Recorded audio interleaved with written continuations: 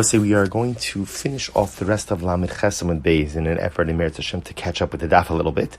So we left off Lamed Chesam Beis 38b Esve Abaye, which is 4 lines up from before the lines get wide. So the Gemara says, Esve Abaye, or the Beis Shammai in Safek Motzi Midei Vade. Is that true according to Beis Shammai? That a Safek cannot go ahead and override a Vadai? V'hatnan, we learned, Nafal Habayis Alav V'al Aviv Alav V'al Morishav. A very interesting case. Let's say you have the following situation where there was a building collapse, and the building collapse fell down upon a father and a son. Or ultimately again on the father and on his children. In other words, you'll see why there's a Vahayu Alav Ksuvas Yisho Bachov. So remember again, there are 2 creditors now for the 2 individuals who are deceased. There's Ksuvas Yisha, there's a woman with a Ksuva, and there are creditors. Now, what's going to make a difference over here is in the way that the 2 people passed away. Who passed away first? So watch this. The Gemara says, Yarsha, first wide line, Yarsha of Omrim. So the inheritors of the father, they say, Habein Meis Rishon va'achar Meis Av. So they claim that ultimately, again, the son passed away first and the father passed away after him. Now, the reason to say that is why? Because if the son predeceased the father, then ultimately, again, the father inherits the son. Ubachov Omer, the Bachov says, no, Ha'av Meis Rishon va'achar Meis Av. The creditors, who again have their debt against the son, they claim that the father passed away first, the son inherited him, and therefore they have the ability to go ahead and collect their debt from the son's estate.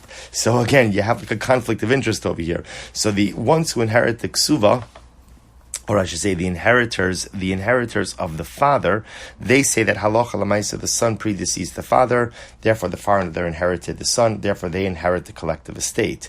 The creditors say, no. The father passed, because the creditors are the creditors against the son. They say the father passed away first, then the son passed away, so therefore we get to collect our debt from that estate. Beis Shammai omrim yachloku. Beis Shammai says they split it. Beis Hillel omrim no. Nechasim b'ches kasan. We keep all property in its previously established chazaka. Now, why is this interesting? Yarshe av vadai balchov safek. But yet again, in this case, the inheritors of the father, they come with a vadai claim, because they're the inheritors of the father. The balchov comes with a safek claim, v'ka'asi safek motzi midei vadai. And ultimately, what do you see from here? That a safek claim could go ahead and trump a vadai claim. To which the Gemara says, no. Kasavri Beis Shammai shtar ha'omed legabos ki gavoy dami. Here's a difference in this case. When there is a balchov, when there is a creditor, there is a document, there is a shtar.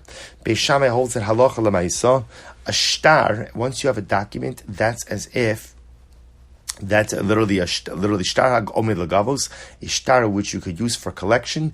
It's as if the debt has already been collected, or in other words, it puts the creditor in as strong of a position as an inheritor. We treated an inheritor like a vadai because that relationship is already established. The Gemara says when you have a shtar, having a shtar is the equivalent, ultimately, again, of being muchsak, of already being established in your claim. Therefore, we don't view the creditor as a safek. Rather, we view the creditor as a vadai as well. So really, it's a vadai claim of the creditor versus a vadai claim of the inheritors, and therefore, again, Beis Hillel holds yachloku. Beis Shammai holds yachloku.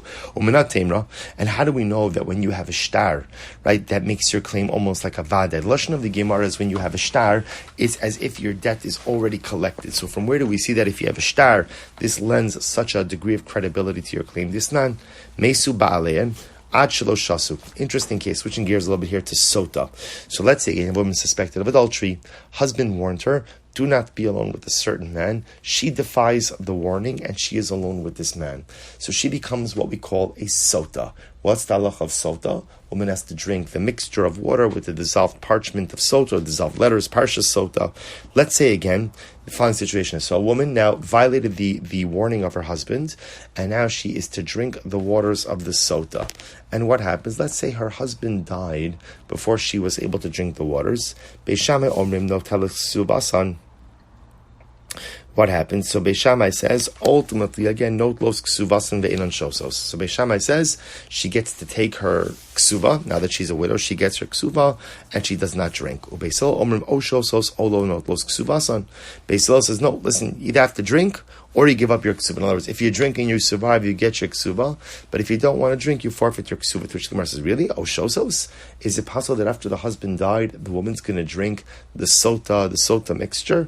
The pasuk says, "Vehevia ishes ishto am rachman avaleka." The Torah says the husband has to be present at the time that his wife drinks the waters. And here the husband already died. Ella mitoch shaloshosos lo not los ksuvasan.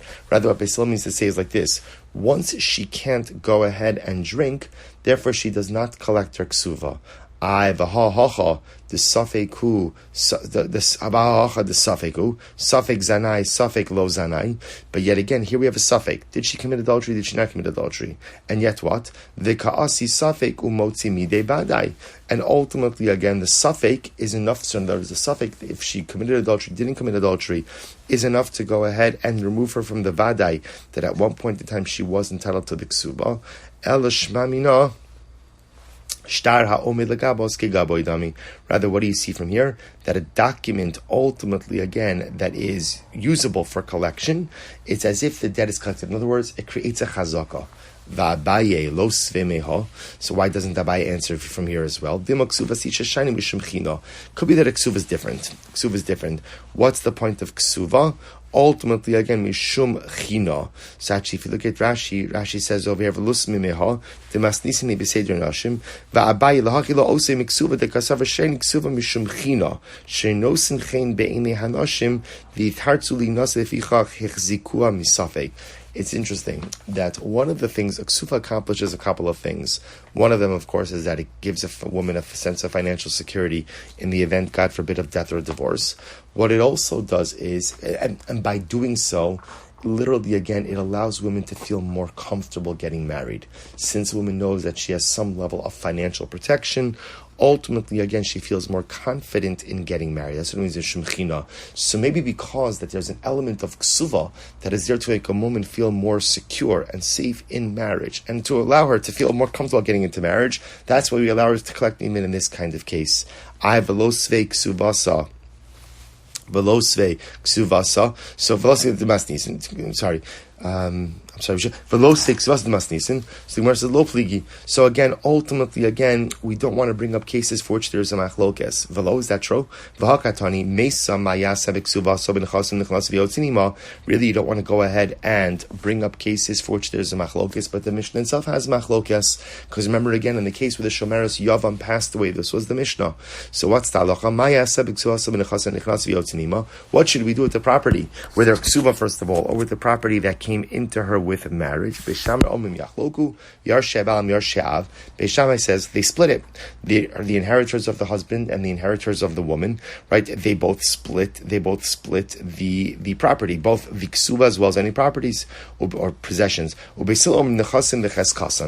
Beis Hillel says ultimately, again, we leave the property in its previously established chazaka. So you see again, we do record machloksim.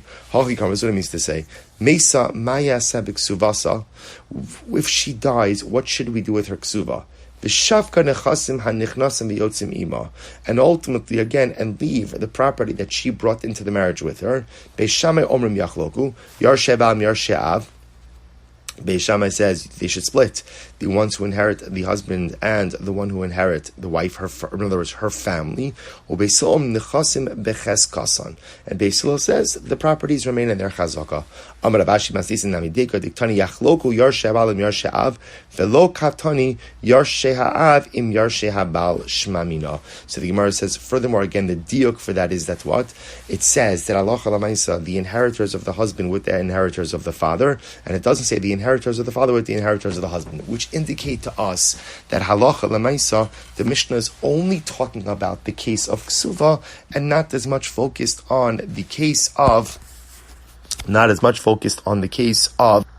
Shabbos. Let me go back to this once more. I'm sorry. Let me just restate this again. So the Gemara says velo. Now the Gemara is asking over here that halacha lemaisa. We just wanted to say that Beis Shammai doesn't agree when it comes to ksuva. Is that true? V'hakatani. Let's just go back a couple of lines. V'hakatani. Let me read it once more because I realized I read it incorrectly. Mesa. Ultimately, again, if she died, this is the second case of the Mishnah. So she died when she is a shomeres yavam. Maya sabik ksuva so b'nechasim nechlas v'yotzinima. So ultimately, again, what do we do with her ksuva?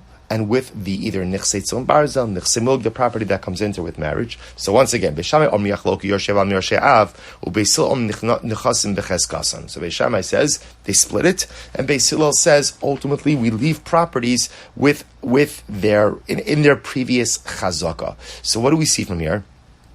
We see from here that halacha l'maisa, Beis Shammai Shita applies both to ksuva as well as to property, which she comes into the marriage with. To which the Gemara says no. Hachi kamar meisa ma yasa b'ksuvasa. What happens if she dies? See, both say the way the Gemara is reframing it, and this is what part I want to just clarify.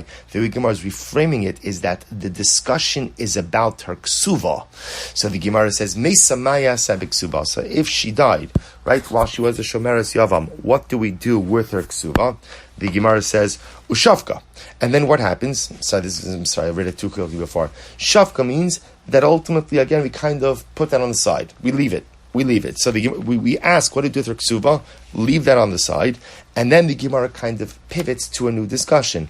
Nechasim hanichnasim bayotzim ima beishamei omrim yachlochu yarshe abalim yarshe av.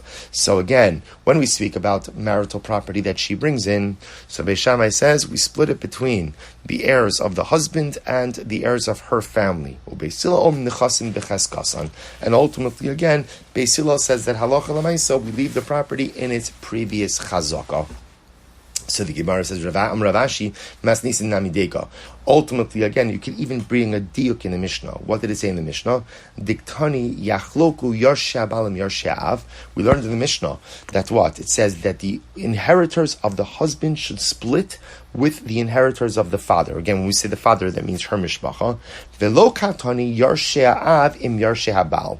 But ultimately, again, it doesn't make any mention of, it doesn't say the reverse order. Yarshe Av im Yarshe Habal. So ultimately, again, what do we see from this?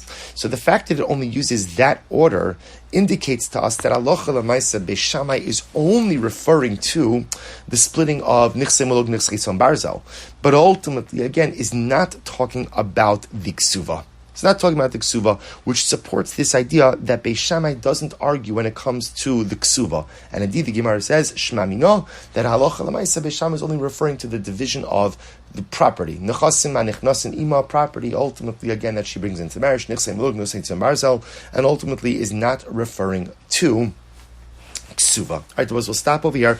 We're not finished with this discussion. In other words, that we're still trying to figure out ultimately, again, how to distinguish between the Reisha and the Seifa in the Mishnah. And in Meretz Hashem tomorrow, we'll do the halacha l'maisa regarding this case as well. Namely, at what point in time does the Yavam really acquire rights to her property? And before that point in time, if something were to happen to her, who inherits? Meretz Hashem, we continue tomorrow. So tomorrow we will pick up at Abaye Amar, Reisha Dinaflu, second line from the bottom, second to last line on the daf. Shkaya Chabosei.